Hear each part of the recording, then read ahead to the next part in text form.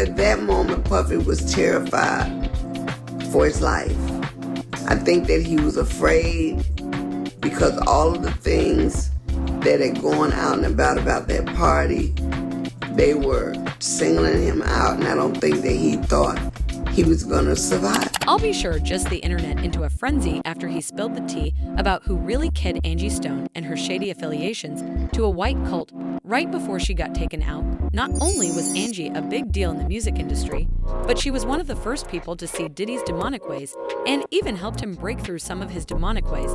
But not too long after he was right back to his old self, Angie's death came just days after she to sue for stealing millions of dollars from her now.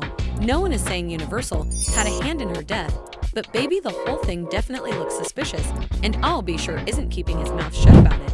He is exposing everything, including text messages of all the tea Angie was spilling to him, and it looks very much like our good sis was taken out before her time now. As most of you know, Angie tragically lost her life on her way back from a show, when her car suddenly flipped over multiple times, leaving her and some of her crew members severely injured. At this point, it is believed that she was still alive and trying her hardest to break herself out of the car, but the shadiest thing happened when a truck came out of nowhere to hit her car while it was still flipped over with her inside. This was what really finished the job, and as if all of that wasn't weird enough, she was the only one out of everyone who died. Now, I'm no conspiracy theorist, but what are the odds that she got into a freak accident not once but twice within a couple of minutes, and she's the only one who didn't make it out? To make matters even worse, the things that happened leading up to that night will definitely have you questioning if this was really an accident or a planned attack to take her out. You see, just before she died, she was getting ready to sue the hell out of Universal Music Group after she found out that they were allegedly stealing her royalties all these years.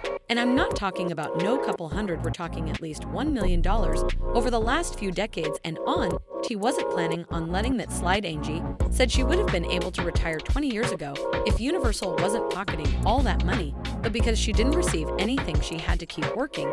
And it's crazy because even on the day that she died, she was working. She got into that crash on her way home from a show. Angie had no business making those long trips to work and still being on the road at 4 a.m. in the morning, but that's what she was forced to do to survive since they were stealing all her money. In publishing, a lot of my royalties, my mechanicals, they have all pretty much been stolen. Where are my royalties going? Because I'm not getting this. Come to find out, Universal Music has been receiving all my royalties, all my mechanicals. But they have taken all the monies that were due to me, people that were working on my behalf, never even registered the songs, all the songs that I've done. I'm only coming to find out they were not properly registered by the companies that I signed over to. So I'm truly a walking testimony that God has carried me all this time. Because if you only knew how much money they have taken from me, how much they have stolen from me, monies that I'm supposed to be, I should have been able to retire 20 years ago with the money I've made, supposedly. But there are key people that have been driving the ships.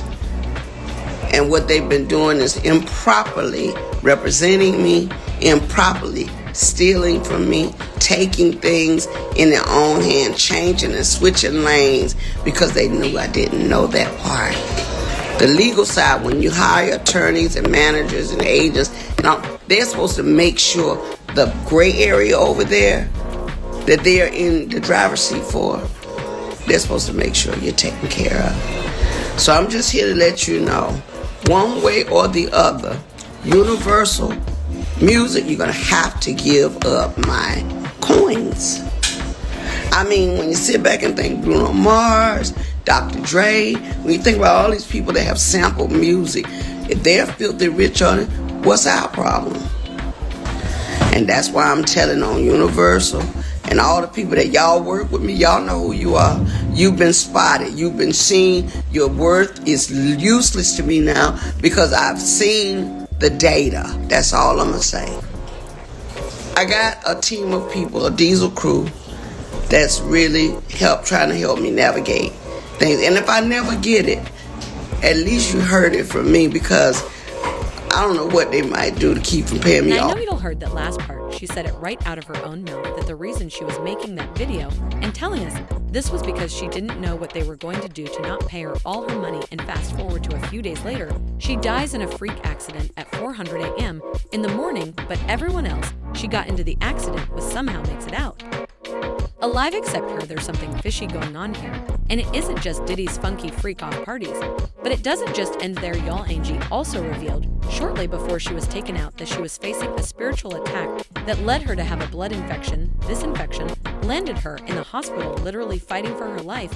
If it wasn't for prayers, she would have been gone sooner than she did. I knew it was an attack. I knew it was a spiritual attack on me. However, I was treated, and God healed me, cleared up. They cleared up the blood infection. At the time, Angie didn't go into much details about this infection, but after she died, Al Be Sure made a post where he gave us the tea about what really happened. And it's safe to say that infection was the industry's first attempt at getting rid of her. A lot of people were actually not here for Al involving himself in this, but it wasn't because of him exposing the industry. It was because of how he did it. He made a post that was supposed to be a tribute to Angie, but in the caption, he posted a transcript of their text messages, and in the messages, Angie was telling him about some extremely personal issues that the public had no business knowing about. He started it off with a normal tribute that read, "I can't really gather my own thoughts at the moment to say anything close to describing the profoundly brave and amazing woman my sister star Angie Stone was, so I'll just let Angie say it to you all in our last text to each other." After this point, he went on to post those transcripts, and that's when people started dragging him. It started off with a message from Angie that read, "Hey hun, it's Angie Stone, reaching out to please give me a call ASAP. A lot of stuff happening regarding this transplant situation. I have 2 possible donors, but they are discriminating against blacks now. It's been 5 years." Al replied, "Hey there, Queen, great to hear from you. I'm on the plane, and we'll touch base with you as soon as I touch down." In the next message she sent after this, she brought up Diddy and talked about how glad she was that he was finally getting exposed after years of Al trying to make the world see the kind of man he is. She also brought up Kim Porter and how she is apparently helping to have Diddy expose. The message read, "Call me when you get a moment to chop it up with me. I've been praying hard for you ever since all this foolishness you've been saying for years finally been exposed, and he's going down. I didn't realize just how much craziness you had actually gone through, and it's so unfortunate now that I'm praying for you and supporting you on everything that you got going on. I pray that your son Quincy and yourself lock horn again, and he walks away from that whole ratchet situation, as the whole world knows he deserves to be with his biological father, as this time I know that Kim is resting in paradise. She was born a couple of days before me, so I know her spirit well. I know how she rolled, and I can assure you that she's been the one assisting you from the other side. Be blessed, and know that I'm here for you, no matter what. Peace and blessings, King." It's actually crazy that Angie brought up Diddy, because just before she died, she also spilled major tea about how Diddy came running to her for prayers because he was afraid his life was in danger after that whole scandal involving Shine and J-Lo. The studio this particular day, and because he never ever really bothered with me or spoke to me in that fashion, I wasn't a part of Uptown. I was just at MCA. On this particular day, I was coming off the elevator. I will never forget it as long as I live. And Puffy came to me, first time, speaking to me as a decent human being. And he said, "Hey, Miss Stone." I said, "Yeah, what's up?" He said, "How are you?" I said, "I'm fine. I'm shocked you speaking to me." He said, "Miss Stone, would you please pray with me?" I said, "Well, of course." When he asked me to pray with him, I believe at that moment Puffy was terrified for his life. I think that he was afraid because all of the things that had gone out and about that party, they were singling him out, and I don't think that he thought he was going to survive it. And I was just happy that whenever he didn't speak to me, I knew he couldn't see me.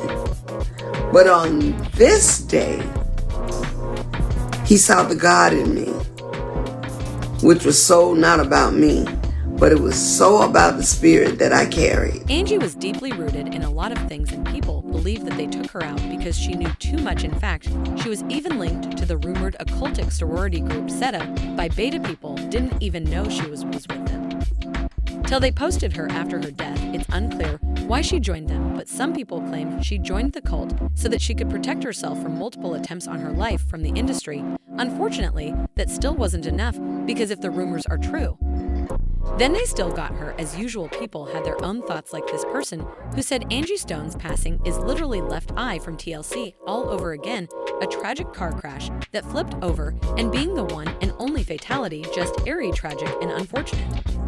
Another person said Puff, being a narcissist, knew that she was the only one that would have empathy for him because of her spirituality. Like she said, he never paid her any attention before he knew she had a beautiful gift of singing, but he wasn't going to tell her about it. He was simply being an energy vampire. As usual, she comes off as an earth angel, attracting a lot of narcs.